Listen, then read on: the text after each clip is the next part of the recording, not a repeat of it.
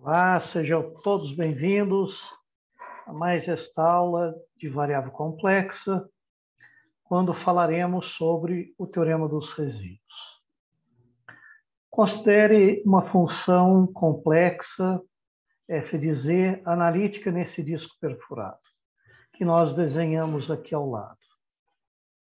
Sua série de Laurent nesse disco tem a seguinte forma: f de z é igual a somatório de n variando de menos infinito a mais infinito, de C índice n, que multiplica z menos z0 elevado a n. Esta série converge para a função nesse disco perfurado de raio R. E nós podemos separar esta série em duas partes. A parte com as potências positivas de z menos z0 e a parte com potências negativas de z menos z0. Essa parte de potências negativas é chamado parte principal ou parte singular. Como obter a fórmula que fornece os coeficientes CKs se eu a esqueci? Podemos proceder da seguinte forma. Na série de Laurent, que converge no disco perfurado, e nós estamos enfatizando muito que neste cálculo temos que usar a série que converge no disco perfurado. Então, vamos separar o termo em CK. Separei o termo em CK e aqui na minha soma eu somo sobre todo o N inteiro, diferente de K. Vamos multiplicar os dois membros por esta expressão e obter, então, isto. Então, multipliquei por 1 sobre z menos z0 elevado a k mais 1. Quando eu multiplico aqui por 1 sobre z menos z0 elevado a k mais 1, fica apenas 1 sobre z menos z0 no denominador. E aqui, z menos z0 elevado a n, como eu divido por isso, fica z menos z0 elevado a n menos k menos 1. E agora integramos numa circunferência com centro em Z0 e um raio R, que é menor do que o R maiúsculo. Integrar nessa circunferência verde aqui. Esta é a circunferência C. Ao fazer isso, podemos integrar a série termo a termo, como a gente observou antigamente. Então, fica a integral dessa parte, mais a integral dessa parte, mais a integral de cada uma das parcelas da série. As constantes podem sair fora das integrais. Ora, como n é distinto de k, então o n menos k é sempre distinto de zero, subtraindo 1 fica sempre distinto de menos 1. Se esse expoente é diferente de menos 1, essa integral é sempre zero. E essa integral vale 2πi. A única integral dessa potência de z menos z0 distinto de zero é quando n for igual a k, ou seja, a integral de z menos z0 elevado a menos 1, que vale 2πi. E, consequentemente, a integral, esta integral aqui, fica 2πi vezes ck, que nós colocamos aqui, mas o resto é zero.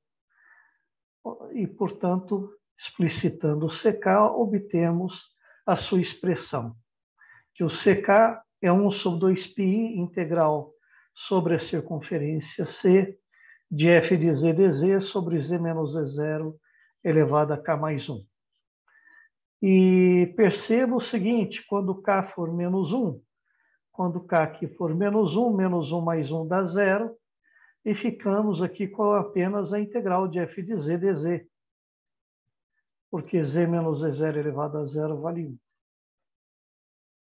Este coeficiente, o c a menos 1, ele é chamado de resíduo de f de z em z0, e nós vamos denotá-lo por esse símbolo.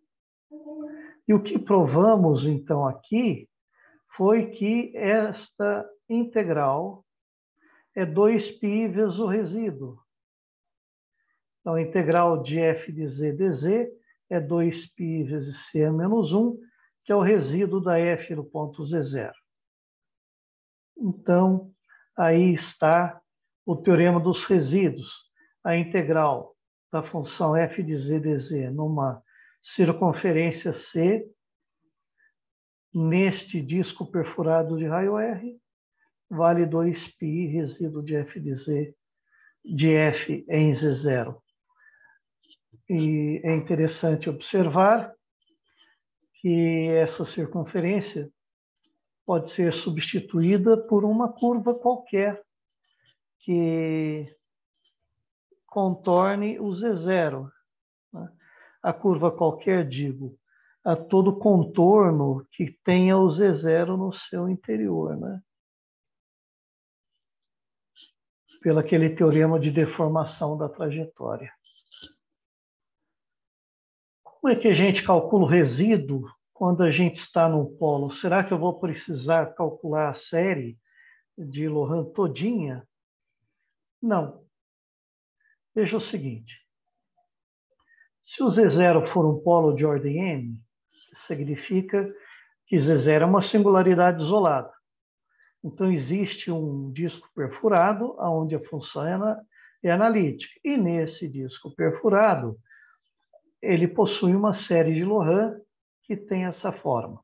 Esta é a forma da série de Laurent quando o Z0 for um polo de ordem M.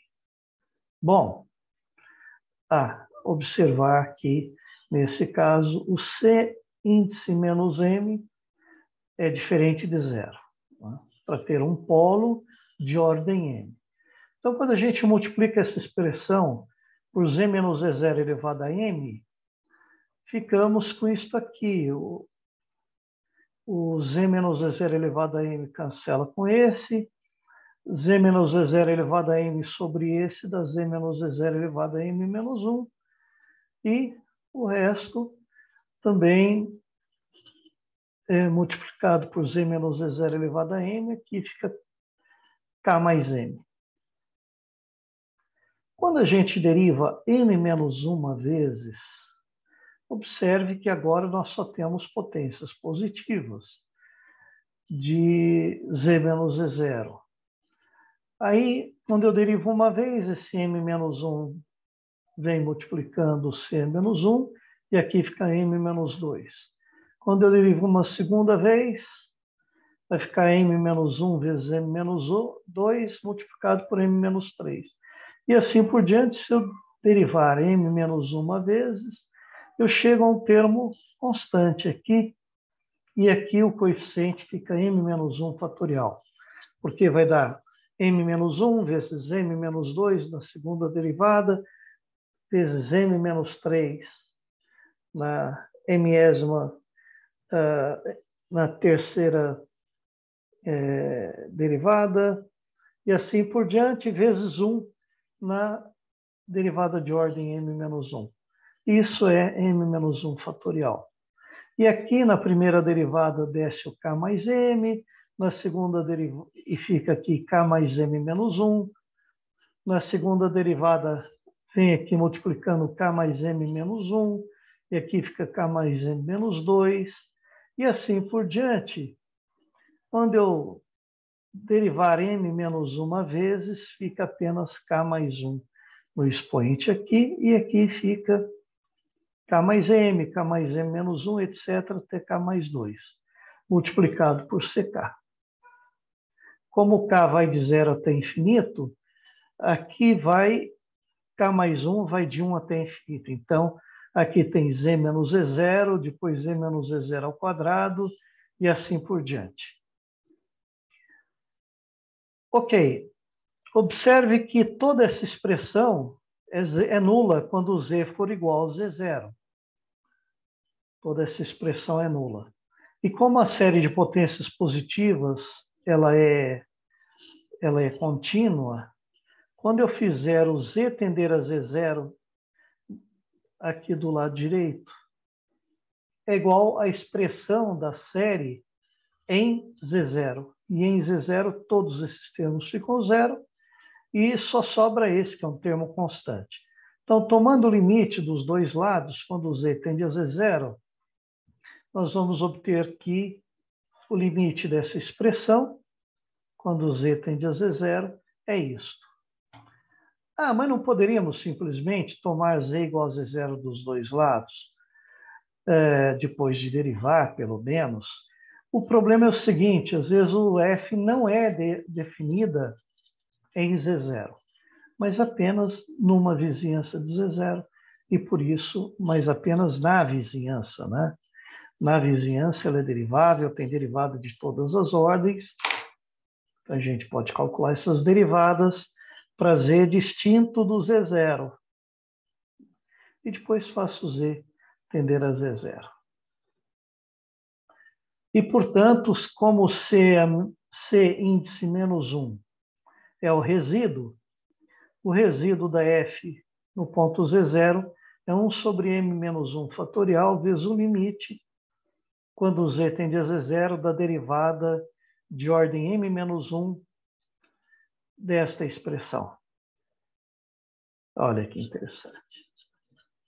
Então, façamos um exemplo. Vamos calcular os resíduos da função f de z igual a cosseno de z sobre z ao quadrado, que multiplica z mais i, nos seus polos, né? Esta função tem um polo em z igual a zero e tem um polo em z igual a menos i. O zero é um polo de ordem 2, porque o limite de z ao quadrado f de z quando z tende a zero é diferente de zero. E no ponto menos i, que é um polo de ordem 1. Porque se eu multiplicar os dois lados por z mais i e fizer o limite quando z tende a i, dá um número distinto de zero. Então, pelo teorema que nós provamos, né? O resíduo de f em zero, como zero é um polo de ordem 2, eu derivo m menos uma vezes, onde m é a ordem do polo. Se o polo é de ordem 2, m menos 1 é 1, fatorial de 1 é 1. Então fica 1, derivada primeira de z menos z0 elevado a n. O z0 é o zero, nesse primeiro resíduo aqui, resíduo em zero, elevado à ordem, que é o 2, vezes a função, que é esta expressão aí. Z ao quadrado cancela com z ao quadrado, então a gente precisa derivar o cosseno de z sobre z mais i, que é a derivada de uma razão, e depois fazer o z tender a zero. Essa expressão vai ser contínua em zero. Então, é simplesmente derivar e fazer o z igual a zero. Então, o resíduo em menos 1. Bom, em menos 1, menos i, aliás, resíduo em menos i. Como ele é um polo de ordem m igual a 1,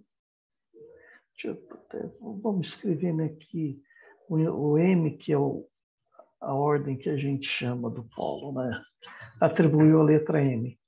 Então, como m é 1, aqui é 1, m menos 1 é 0, a derivada de ordem 0, por convenção, é a própria função, e o z0 aqui agora é i. Né? Se o m é 1, m menos 1 é 0, o fatorial de 0 é 1. Então, fica, isso aqui é 1, a derivada de ordem zero e, portanto, essa função, quando n for 1, z menos i vezes f de z. Aliás, o polo é menos i, então é z mais i e multiplica a função. Esse termo cancela com esse, simplesmente dá o limite do cosseno de z sobre z ao quadrado quando z tende a i, que é o cosseno de i sobre i ao quadrado. O cosseno de i é o cosseno hiperbólico de 1. Por quê? O cosseno, vamos lembrar que o cosseno de θ,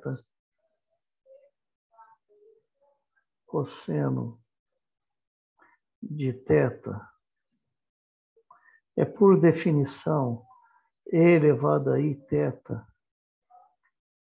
mais e elevado a menos i θ sobre 2. Quando θ for i,